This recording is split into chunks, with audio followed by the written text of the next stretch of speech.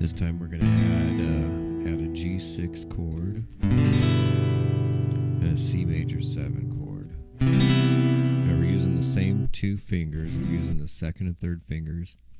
We have the E minor there. We have the A2 right there. Now what we're going to do here for a G6 chord, if you go from the E minor chord, the second finger is going to remain on the 5th string, 2nd fret right there, holding that B note. The third finger is going to move to the top string, the 6th string, the E string, at the 3rd fret to hold this G note right here. Now, notice when I do it, when I'm holding E minor, my second finger is kind of in the middle of the fret there. It's hard to get it any closer than that because this finger's underneath. And that's okay, as long as we're not back here. So close here. When I move to make the G6 chord, I take my third finger off, I scoot over just a little bit, get closer to the fret. That way my third finger can land close to the fret there for the 3rd fret. G6. So E minor, so notice I had to scoot back a little bit, make room. E minor, take the 3rd finger off, scoot over a little bit, 3rd finger comes up here, G6.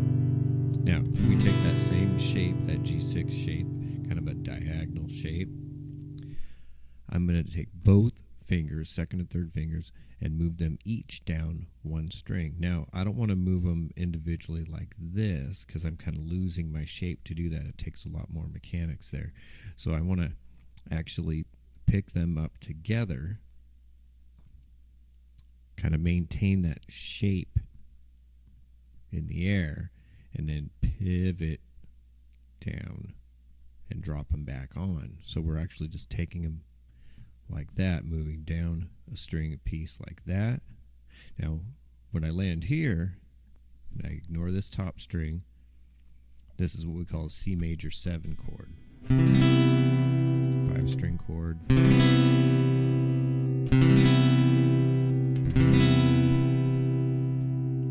Move it back up to G6. They move together. Like that. So now you can start from your E minor chord. Pivot up here to the G6 chord. Have them both drop down a string each to the Cmaj7 chord. Remember, we ignore this top string. Okay, now we can move to the A2 chord from here by taking this off, sliding this back a little bit, and putting that underneath there. So it's just the opposite move that we did. We went E minor to G6, now Cmaj7 to A2.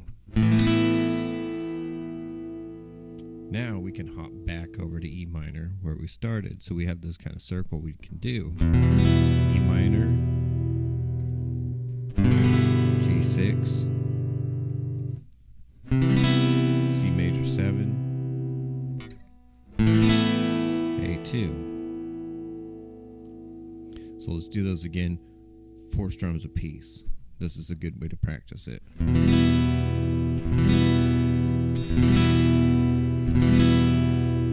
And for now, hit the brakes, make your chord change.